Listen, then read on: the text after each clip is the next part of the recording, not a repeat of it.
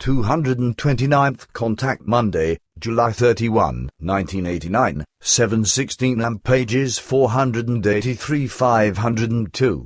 Billy says thus, we have also discussed that. Then I can now ask my questions, right? Quetzal says certainly. Billy says once again, it concerns the scrape pictures, geoglyphs of Nazca in Peru. You explained it was the 6th of March, 1987, during the 216th contact that it concerned an enormous religious and astronomical calendar and garden. I explained this to someone, from which, of course, new questions arose, whose answers also interest me. Can you tell me more about the scrape pictures, their purpose and construction, as well as about the Nazca gods and the Nazca people? Translators note the following portion was translated by Christian Fremer. Quetzal says I'd like to explain a few things. Each one of the scrape pictures was portrayed by an uninterrupted, continuing line. For their construction, drawing patterns were used which were transferred and enlarged onto the ground, until the desired size was reached. The Nazcans were perfectly mastering the necessary mathematical calculating. With ropes that were attached to standing poles that were held by people with revolving straps, an improvised circle was built which served to scrape the spots that had already been marked with tools. The light sediment layer under the desert's surface was uncovered, and in this way the figures and lines were created. The gigantic scrape figures desert ground that was scraped away were symbolizing gods that were revered by the Nazcans in those times. At the same time, the scrape pictures were also an astronomical calendar and a huge astronomical garden, because the figures represented portrayals of the gods who, according to the Nazca people's belief, were seen in the star pictures. For the interpretations of the Nazca star pictures, animals and birds known to the people, and also geometric figures were used which were believed to be seen in the star constellations. On the holy god day that was set at that day when day and night were of equal length, the entire people were walking in long marches over the scrape pictures and honoring the gods, and they performed rituals and ceremonies to the honor of their great and powerful gods. In order to make their gods peaceful, lower human beings like slaves, enemies and unwanted people etc. were sacrificed and killed in such a way that they were bound on to special altars, and a heavy wooden thorn or stone thorn was driven into the forehead and the skull, and a cactus thorn was driven through the lips, to shut up their mouth for all times and to silence them. Those ceremonies were executed by the priests, who were holy men and who led a prosperous life. The priests were also responsible for the performance of the holy rituals and ceremonies on the scrape pictures that were permitted to walk on not only on the holy god day, but at any other time, and was permitted to be used for private cultic actions. As a rule, the Nazcans were people with high skulls, which means that their skulls showed an exceptional long skull form, which was not of original origin. This skull form was artificially produced. As long as the skull was still formable, it was restricted and bound with grinded metallic, stony and wooden plates, forcibly leading to a skull of long form and resulting in an oblong deformation. This procedure was even started with newborns when they were 1 week old. Everything was not an ideal of beauty, but a tribute to the gods, to give them obsequious reverence. Only those Nazcans were permitted to have and wear the oblong skull form who were of higher class, that is about 85% of the population. The remaining 15% were lower people who had to perform slave duty and similar tasks, and who were looked upon as social misfits etc., and whose well-being or non-well-being and, therefore, their life was laying in the hands and will of the higher ones and especially of the priests. Billy says this explanation should be enough.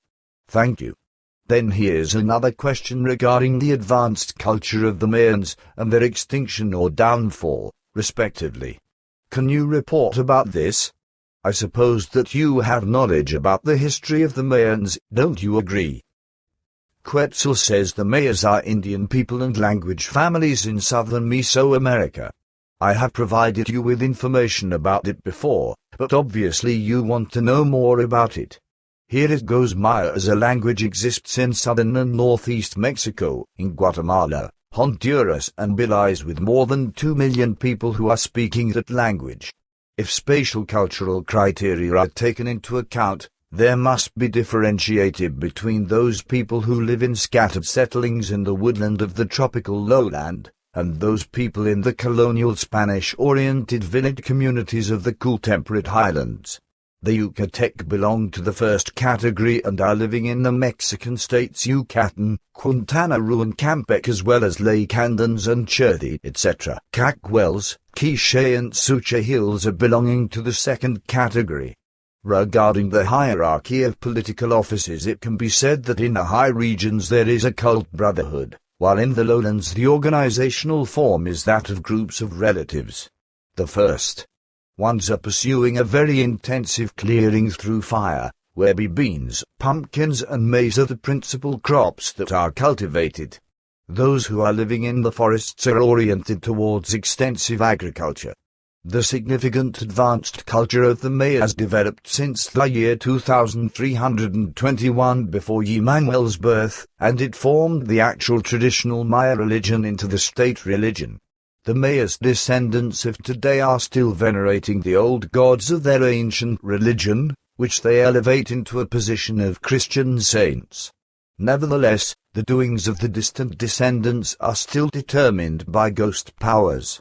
Shamanistic rituals regarding the healing of the sick, the sowing and oracle calendars still belong into the given order.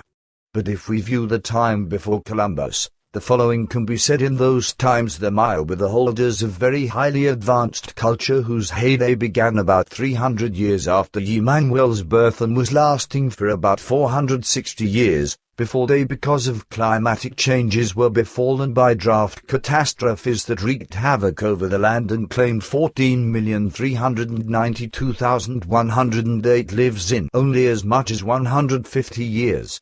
1550 years after Emmanuel's birth, the Maya culture found its total end through the Spanish conquests, whereby the conquerors committed terrible inhumaneness, murder, crimes of all kinds and cruelties without an end. And all of this was done in the name of the Spanish royal house as well as in the name of God and, therefore, in the name of the Christian religion. Well, at that time there happened a spatial relocation of the cultural heyday from the south to the north, what led to the last end of the classical Maya culture. That actual relocation and the actual reason for the downfall of the Maya culture can be traced back to earlier causes that were not within the power of the Spaniards. Actually, forces of nature were responsible for the final fall, that is, gigantic natural catastrophes through droughts, but also through epidemics, famine and wars. The most powerful causes were 3 drought periods. Back in the year 754 after Emmanuel's birth, the first one began, slowly developed, and later, after about 50 years, became the first drought catastrophe that lasted about 10 years. Because of the severity of that drought, famine spread over wide areas, which claimed many deaths. No longer in control because of hunger, children and old people were killed to serve as food, as had also been the case in the land of Egypt, when droughts and famines ruled. There were only about 40 years after the Great Drought, when the land and the people could recover somewhat, until another heavy drought covered the land and when the same evil became the order of the day again, as had been the case during the first drought. This period of drought did not last as long as the first one, because after a little bit more than 4 years it ended. But also during this drought many human beings died, and again human beings were killed and eaten, mainly children and old persons, as had been the case during the first drought. As the land was recovering very slowly after the first drought and did not become fully usable for the cultivation of food, everything became even worse after the second drought.